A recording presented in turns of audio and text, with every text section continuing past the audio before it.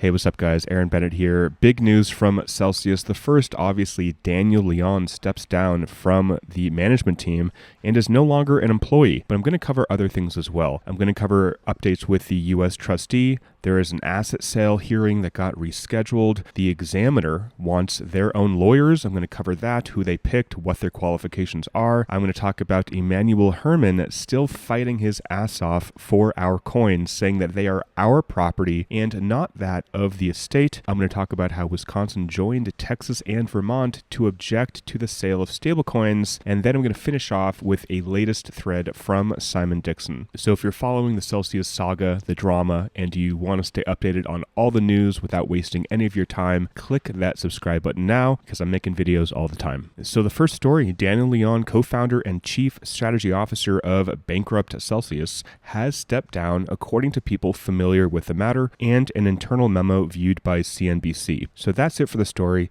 We had Alex basically step down a few weeks ago, or was forcibly told to step down / fired, not quite sure. At this point, it doesn't really matter. But now we have Daniel stepping down as well. The other major player who is still involved with Celsius is Nuke Goldstein, who I think he's a co-founder as well. He was the one who was speaking about the wrapped tokens on Tiffany's latest leaked article, all about wrapping tokens, IOU tokens, that whole thing. That was actually Nuke speaking. So we'll see if he steps down or not. At this point, I don't really know the implications of all this. Again, the only thing that matters is getting a restructuring plan approved by the UCC, approved by the judge, and approved by us, the creditors. All this other stuff is noise, and it'll be handled by the examiner if there's anything to look into. So the first quick story, the U.S. trustee says he takes no position with respect to the motion. What David Adler says, the motion of the appointment of an official preferred equity committee. So what does this mean? We have people who have invested in the Series B round of Celsius, a lot of money, I think over $1 billion,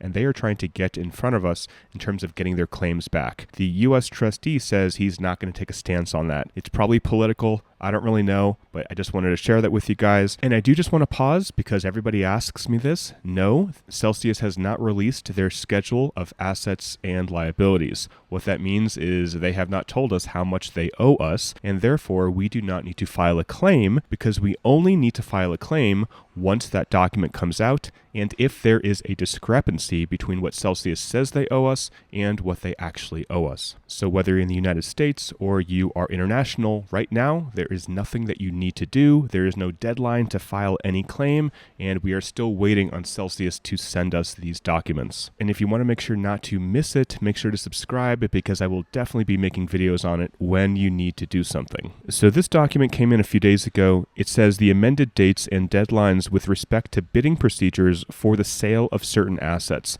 So all this means is that they changed the sale hearing. They modified the date and time of the sale hearing to November 1st. Basically, they just pushed it out 3 days. So next I want to briefly just mention this awesome article by Emmanuel Hermann, who has been fighting for our coins. I'm not going to go through the whole thing. It is 39 pages, but this guy has been producing amazing documents with a ton of proof, essentially giving the court reason to believe that these are our coins and not the property of the estate. Now, if that comes out, that these are not the property of the estate, that these belong to us, it will definitely help us get more of our crypto back. For one, they can't be selling stablecoins, they can't be selling assets that belong to us, and they couldn't move our crypto into a new company without our consent, right? Things like that. So I just wanted to talk about this really quickly, but he wrote an amazing article. I'm not going to go through it. It is very, very detailed, but I just want to give him some credit. So this next story, the examiner wants to employ Jenner and Block LLP as attorneys. So this will be decided on November 1st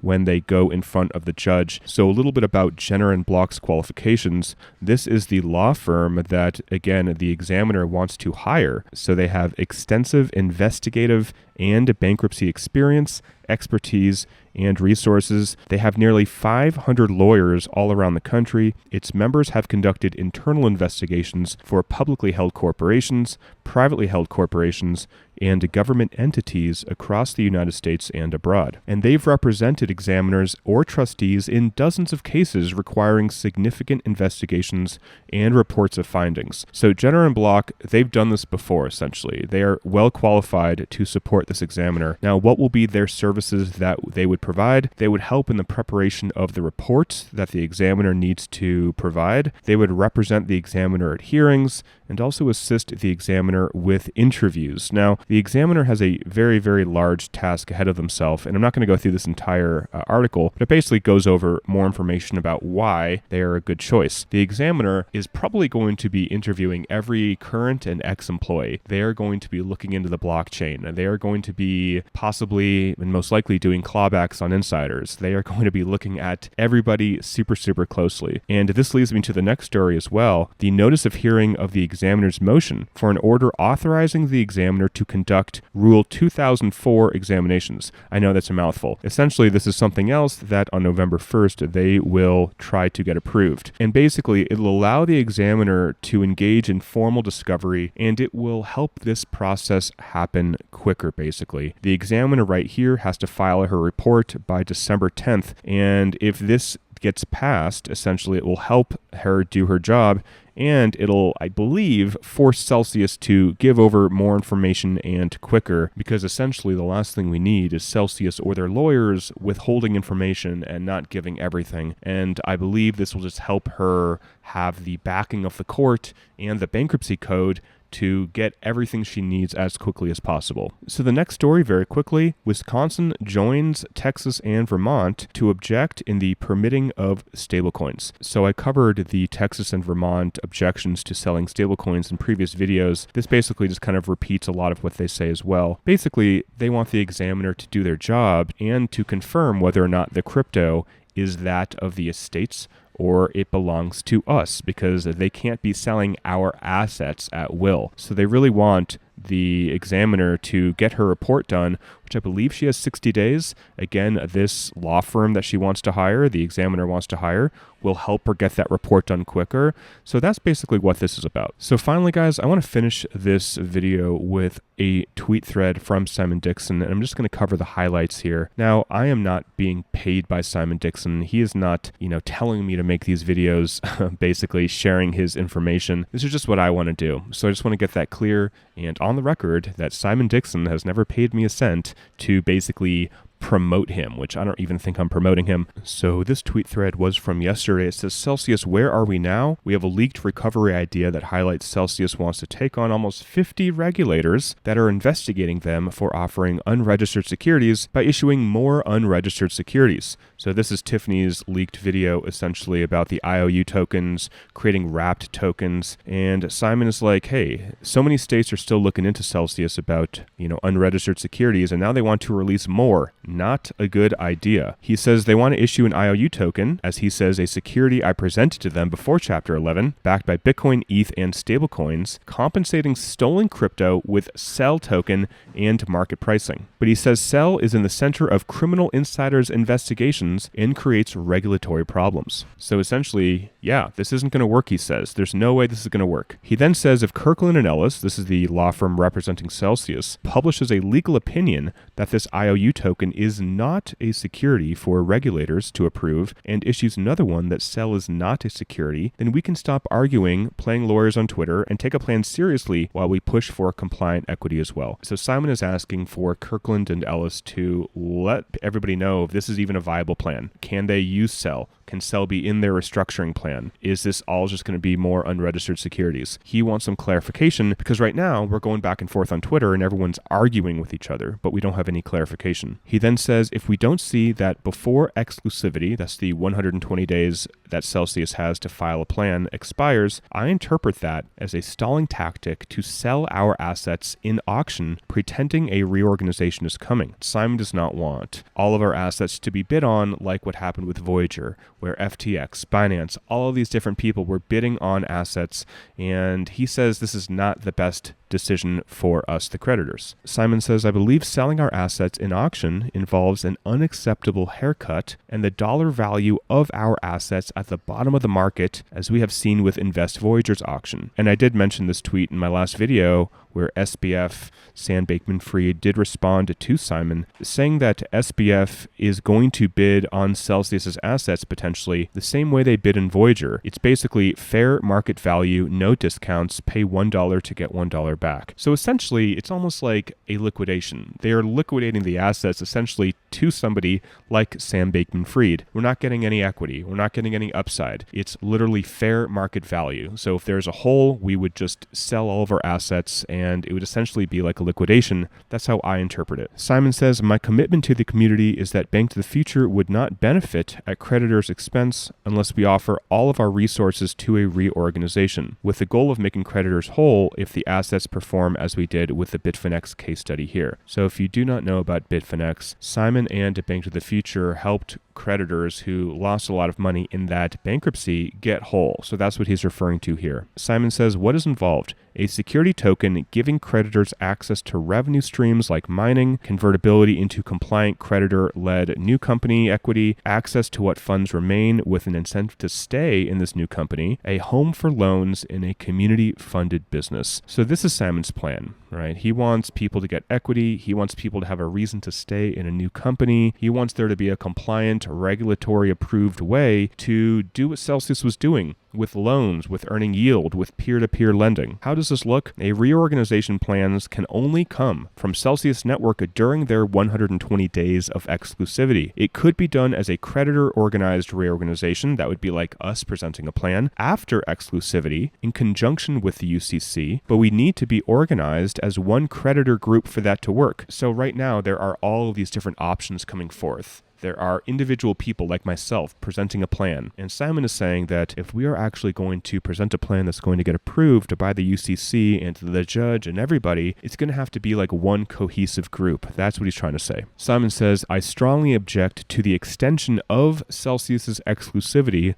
unless we see a legal opinion from Kirkland and Ellis that the IOU token and CEL are not securities, or a reorganization partnership with a registered security company. If not, I believe they want to stall and sell our assets. So let me break this down. Basically, Celsius can ask for an extension on their exclusivity. Simon says, no. Do not give them more time to have exclusivity for presenting a plan unless we see a legal opinion from Kirkland and Ellis on their IOU wrap token plan that was leaked from Tiffany. And also if CEL is a security and can even be involved in a new company. And then he says, or a reorganization partnership with a registered securities company. And that would be through his own company, Bank to the Future, or with Salt Lending, the company that he has partnered with and I believe is acquiring, that is doing lending in a compliant way. So Simon says, I can only interpret that them wanting to sell their assets and starting the auction process, that Celsius wants to sell our assets in auction at the bottom of the market, and Sam Bankman-Fried / FTX wins, and then we, the creditors, lose. So Simon says, to combat this, I think we need to be ready with a creditor reorganization concept and a strategy to let the hundreds of thousands of creditors not on Twitter know that our assets may be best served through a creditor reorganization with the UCC before they vote to auction them off. So Simon is saying we need a way to reach everybody, all the creditors in Celsius,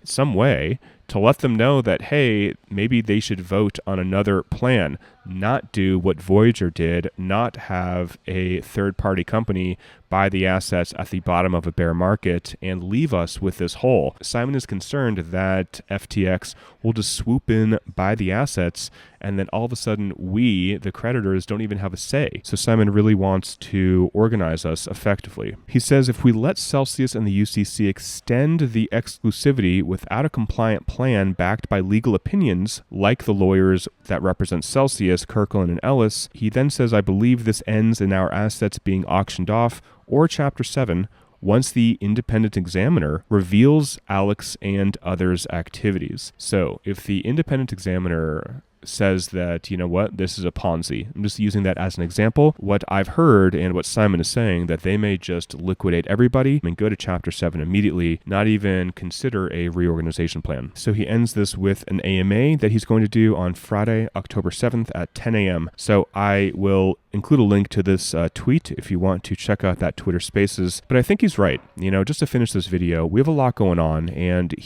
Simon is really seeing things from an insider's perspective, one that me as an outsider just does not know as intimately as he does. He was bidding on Voyager's assets. He knew what happened. He knew that FTX basically swooped in there and wasn't even the best plan, and Voyager took their plan. So Simon is saying, hey, we need to do something different. We need to do something now, and we need to come together. We need a way of contacting the, over 300,000 creditors with over $100, somehow get an email to them or send them a letter. I don't know if the UCC has that option to do so, but there needs to be something different than what will happen if this continues as it's continuing. Essentially, this may go to an auction for our assets or a Chapter 7 if the examiner deems this as a Ponzi or there was illegal shit going on, guys. So guys, that is the video. Hope you enjoy. Other than that, staying hopeful, staying positive, and really negativity and pessimism is just a waste of energy and of space in our life right now, because life is precious and we only have a certain amount of time and we never know when that time is up. So I am hopeful, I am staying positive, and I will be letting you guys know exactly what happens. So subscribe if you haven't, and until next time, talk with you soon, and bye for now.